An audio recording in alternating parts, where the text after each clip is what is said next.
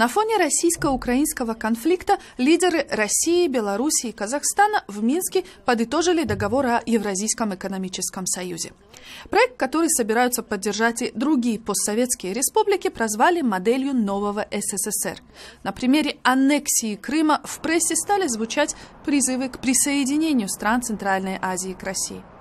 Несмотря на появление новых политических иерархий на пространстве Центральной Азии, власти этих стран с осторожностью наблюдают за российскими маневрами, не позволяя себе резких движений. В последние недели с заметной активностью там и тут публикуются результаты опросов общественного мнения, утверждающие о самых теплых настроениях жителей стран региона к перспективам евразийской, а значит российской интеграции. Часто пишут и о новой упрощенной форме получения российского гражданства. Одного взгляда на прессу достаточно, чтобы понять, кому отведена реальная роль в осуществлении планов Кремля. По информации программы «Перекресток», некоторые российские информационные ресурсы обязали своих представителей в регионе с определенной частотой пропагандировать госпроекты гуманитарного характера, интервьюировать местных политиков о необходимости значения русского языка и сближения их стран с Москвой. А некоторым редакторам местных газет в Душанбе через дипломатические каналы было предложено опубликовать статьи в поддержку идеи о присоединении стран Центральной Азии к России. Подобно тому, как два русскоязычных общественных объединения через сайт посольства России в Таджикистане открыто поддержали политику Путина по аннексии Крыма. Главный редактор еженедельника СССР Сайов Мизроб в свойственной ему манере выражает озабоченность по поводу высокого оптимизма, который появился у населения Таджикистана после присоединения Крыма к России. Автор своей статьи обращает внимание власть имущих на такое положение дела и видит в этом угрозу для главного достижения Таджикистана, а именно ее независимости.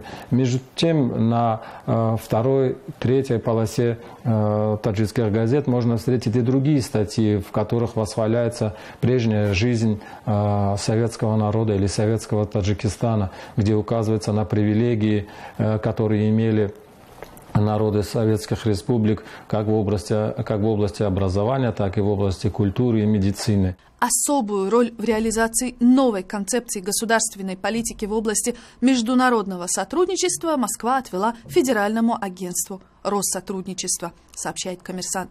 Отныне оно обещает вложить не менее $4 миллиардов на гуманитарные проекты в странах СНГ, в частности, в Таджикистане и Кыргызстане. В таких странах, как Кыргызстан, дают о себе знать и новые медиаорганизации. Подробнее об этом расскажет Рахат Кинешева из Бишкека. В Кыргызстане в этом году весна оказалась дождливой, жизнь течет своим чередом, заголовки новостей почти неприметные. Зато каждый день в Бишкеке можно стать свидетелем, а то и участником мероприятия, организованного Российским агентством Россотрудничества. На днях, к примеру, в историческом музее открылась выставка фотографий и архивных документов, повествующих об отношениях двух стран. Заметную активизацию деятельности Россотрудничества в последние месяцы в Кыргызстане некоторые местные аналитики, политики склонны связывать с новой политикой российского государства по расширению присутствия в Центральноазиатском регионе и Кыргызстане. Действительно ли это так? Получить на этот вопрос ответ в Россотрудничестве нам сегодня не удалось. Но если говорить об опасениях, то они не обоснованы. Суть, скажем, почему это делает Россия? Если здесь есть какая-то идеологическая компонента, то она состоит только в том, что российское государство и в плане, в концепте вообще таможенного союза, где еще существует и Белоруссия, и Казахстан, они видят усиление этого союза, усиление экономического союза через укрепление культурно-исторических связей. Тем не менее, очевидным становится явный крен в сторону России в реализации крупнейших национальных проектов Кыргызстана. Россия присутствует в строительстве гидроэлектростанции Камбарата-1, предприятие «Кыргызгаз», обеспечивающее голубым топливом Бишкек и всю северную часть страны, отошло России за чисто символическую цену за $1.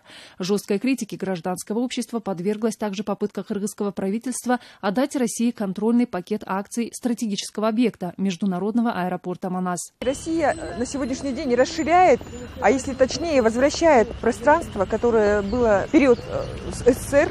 Сегодня в Кыргызстане можно насчитать более 40 российских общественных объединений. Многие из них в Бишкеке, но есть и те, которые работают в Аше, Иссыкуле, Чуе, Таласе и даже в самом отдаленном регионе страны – Баткенской области. В Узбекистане деятельность Россотрудничества в последние недели заметно активизировалась в отдаленных от Ташкента регионах. В конце апреля в Ферганской области состоялась встреча представителей агентства в рамках программы «Встреча с соотечественниками», в которой участвовали представители русскоязычной общины, преподаватели русского языка и работники культуры и искусства. А в преддверии Дня Победы, подобно в других странах Центральной Азии, началась кампания по раздаче георгиевских ленточек и ленточек с российским триколором, которые, кстати, широко используются и сепаратистами на востоке Украины. Способствуют ли эти и другие проекты на большее сближение Узбекистана с российскими политическими перспективами в регионе, неизвестно. Но по мнению политолога Анвара Назирова, регион Центральной Азии вместе со всеми его актуальными проблемами, в частности касательно отношений самих соседей, может стать незавидным приобретением для Москвы. Это очень регион густонаселенный, где постоянно есть высокий потенциал конфликтов. И разыгрывание подобных карт может привести к тяжелым межэтническим конфликтам, учитывая тот факт, что Россия сделала ставку на проблемы по решению водных проблем Кыргызстана, энергетических, которые, следовательно, с точки зрения Узбекистана неприемлемы, если взять, допустим, строительство крупных гидроэлектростанций. И второе, военную помощь Таджикистану. Известно, что отношения между странами этими очень тяжелые, Узбекистаном, Таджикистаном особенно, даже не столько с Кыргызстаном. Постоянно происходят шпионские скандалы, отношения и эмоциональные, и психологически очень тяжелые. В Казахстане, традиционно считающимся главным геостратегическим партнером России в регионе, на фоне украинских событий порой звучат единичные призывы к присоединению к Москве или отказу от территории. 40% жителей этой многонациональной страны представляют русскоязычные народы. Правда, предложений о поддержке политики Владимира Путина на Украине от них не прозвучало. Здесь считают, что это может быть истолковано как вызов национальным интересам государства. Наверное, поэтому появлению доселе неизвестного народно-освободительного движения в Казахстане, призывающего к интеграции в рамках Евразийского союза, здесь никто не удивился. Нам брошен вызов, и нам объявили войну. Так в Казахстане узнали о народно-освободительном движении, коротко НОТ. Организация вступает за отказ от вступления Казахстана в ВТО, за интеграцию в рамках единого экономического пространства и Евразийского союза. О народно-освободительном движении Казахстана заговорили как о филиале российской организации «Национально-освободительное движение», которое относят к скрытым националистическим организациям и чья идеология заключается в пропаганде восстановления СССР. Лидеры казахстанской организации НОТ отрицают причастность к российской организации, хотя сайт движения рекомендует ознакомиться с деятельностью НОТ в России и Украине. Отношения к российскому НОТу мы никакого не имеем. Мы единственное применили их технологию, их информацию в информационной войне на территории Казахстана, потому что мы поняли, что схемы работы оппозиционных неправительственных организаций идут идентично и на территории Казахстана. Независимый казахстанский журналист Сергей Дуванов не видит активизации пророссийских НПО в Казахстане, но говорит о колоссальном влиянии российского телевидения.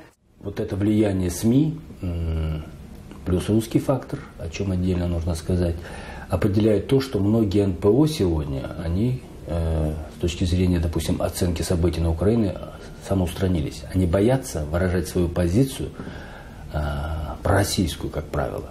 Президент Казахстана Нурсултан Назарбаев продолжает продвигать евразийскую интеграцию. Последние заявления на эту тему он сделал 28 апреля во время лекции перед студентами Московского государственного университета.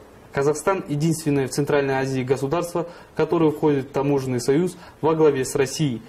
Эксперты уверены, что процессы, происходящие в последние дни в регионе, являются продолжением политики Кремля по попытке закрепить свое лидерство на утраченных за годы независимости постсоветских территориях. Мы попросили прокомментировать эту ситуацию эксперта Московского центра Карнеги Алексея Малашенко, находящегося с визитом в Алматы. В Кремле постоянно заявляют, что речь идет только об экономической интеграции, хотя совершенно очевидно, что экономика без политики просто-напросто невозможна. Это утопия. Поэтому есть определенное лицемерие, когда рассуждают исключительно об экономике. Тут, безусловно, есть политические амбиции, которые мы видим. Это не имперские амбиции, это нечто более современное, но тем не менее попытка вернуться, то есть даже не вернуться, попытка стать лидером на постсоветском пространстве, она всегда имеет место, даже если это так называемое постсоветское пространство всего-навсего обрубок Советского Союза. Эксперты уверены, что даже по прошествии 22 лет независимого существования Москва продолжает рассматривать Центральную Азию в качестве территории собственных интересов, пытаясь всячески ограничить присутствие в регионе иных игроков. Впрочем, позиции этих стран не были бы так шатки, если бы не проблемы коррупции, подавления гражданского общества и авторитаризма. События на Украине стали важным сигналом к тому, что лишь путем глубоких реформ и опираясь на поддержку собственного народа, власти могли бы сохранить целостность и независимость государств перед лицом новых угроз.